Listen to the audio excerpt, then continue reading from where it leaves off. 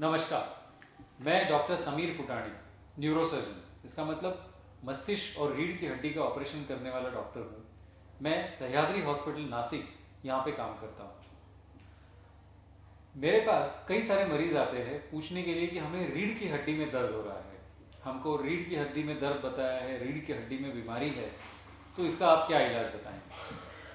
तो मैंने सोचा इस बारे में कुछ वीडियो बनाकर सभी शंकाओं को समाधान करने का एक प्रयत्न करेंगे। पहले इस बीमारी को समझने से पहले कुछ वैज्ञानिक फैक्ट्स मैं बताना चाहूँगा कि जिसके बलबूते पे हमें आगे का बीमारी का इलाज किस तरह से किया जाता है, ये हमें समझने में आसानी होगी।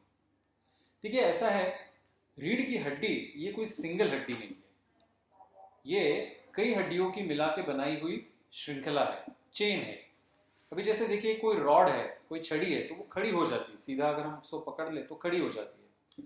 लेकिन अगर कोई चेन को अगर मैं सीधा करके खड़ा करने की कोशिश करूं तो वो ऐसे खड़ी नहीं होगी, उसे लगता है सहारा, उसे जरूरत होती है सहारे की, जिसकी वजह से वो चेन खड़ी रहे। लेकिन जैसे रॉड जो होता है वो लचीला नहीं होता, वो फ्लेक्सिबल नहीं होता, लेकिन जो चेन होती है वो फ्लेक्सिबल होती है। इसी तरीके से ये जो रीढ़ की हड्डी है ये बहुत फ्लेक्सिबल होती है, इसको अलग अलग तरीके से मूवमेंट जिसमें होती है, तो वो ये मूवमेंट और इतने मूवमेंट के साथ में ये अपनी स्टेबिलिटी, अपनी स्थिरता कैसे बनाए रखती है, तो उसके लिए जो सपोर्ट सिस्टम है वो होती है मांसपेशियां, मतलब मसल्स। कई बड़े बड़े मसल्स होते हैं कि जो ये रीढ़ की हड्डी को गर्दन, मस्तिष्क से लेकर कमर तक जोड़ने का काम करते हैं, जैसे trapezius, latissimus dorsi, multifidus, erector spinae, ऐसे कई कई बड़े नामों वाले बड़े मसल्स इसमें होते हैं जो इन सब चीज़ों को सपोर्ट करते हैं। अब होता क्या है, जैसे उम्र बढ़ते जाती है, जैसे 25-30 साल के आगे चलती जाते हैं, तो एक नेचुरल तौर पे इन मांसपेशियों में कमजोरी आना शुरू होता है। कमजोरी से भी ज़्यादा मैं कहूँगा कि इसका लचीलापन कम हो जाता है, इसकी जो फ्लेक्सिबिलिटी है वो कम हो जाती है, ये रिजिड होना शुरू हो जाता है। अपार्ट फ्रॉम नेचुरल प्रोसेस, इसमें बैठने वाला जॉब या लगातार कई समय तक बैठने, वो बढ़ता हुआ वजन, जिन मरीजों में स्मोकिंग, अल्कोहल वगैरह की आदतें हैं उनमें भी ये कुछ हद से ज़्यादा बढ़ता है, और लैक ऑफ एक्सरसाइज, मतलब एक्सरसाइज ना करना, ये भी एक सबसे इम्पोर्टेंट इसमें वजह हो सकती है। तो ऐसे वजह से इसका जो फ्लेक्सिबिलिटी कम हो जाती है, जिसके चलते ये रीढ़ की हड्डी को तोल नहीं सकता, इसको सहारा देने में कमज़ोर पड़ जाता है।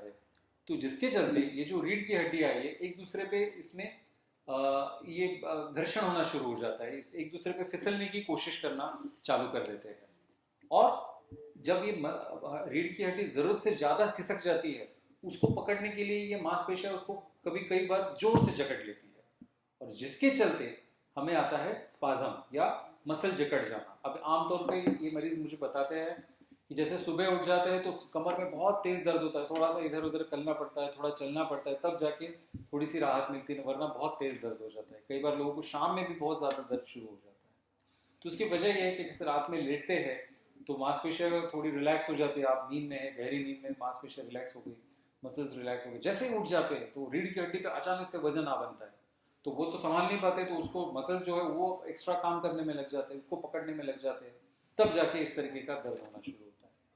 आमतौर पे ये जो मैकेनिकल बैकएक है, ये जो पेन होता है, ये होता है गर्दन और पीठ के बीच वाले हिस्से में, या पीठ और कमर वाले हिस्से में होता है, क्योंकि यहाँ पे फ्लेक्सिबिलिटी और मूवमेंट सबसे ज़्यादा होती है।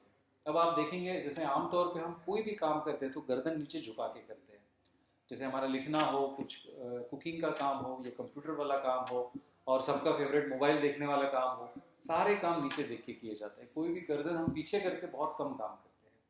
तो इसके चलते क्या होता है, जो रीढ़ की गर्दन की हड्डी है उसको पकड़ने के लिए इन मसल्स को बहुत ज़्यादा काम करना पड़ता है, क्योंकि लगातार इंसान की मुंडी नीचे झुकी हुई है, तो ऐसे हिस्से में वो उस पर बहुत ज़्यादा सालों से जो स्ट्रेन पड़ रहा है वो दर्द करने के लिए मजबूर कर देता है। इस वजह से आपको अभी ये बात समझ में आ रही होगी कि ये पेन जो रहता है, ये जो मुश्किलात जो रहती है, ये रीढ़ की हड्डी में नहीं, बल्कि यहाँ जो उसको सपोर्ट देने वाली मांसपेशियां है, मसल्स है, इसमें हो जाती है।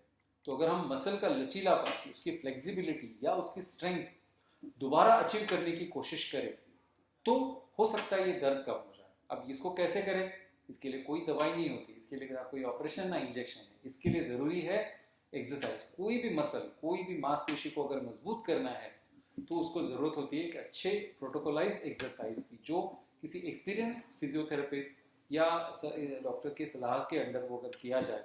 अब लोग मुझे बताते हैं हम तो बहुत एक्सरसाइज करते हैं, हम रोज़ 40 मिनट चलते हैं, बहुत अच्छी बात है, चलने से अच्छी कोई एक्सरसाइज है नहीं।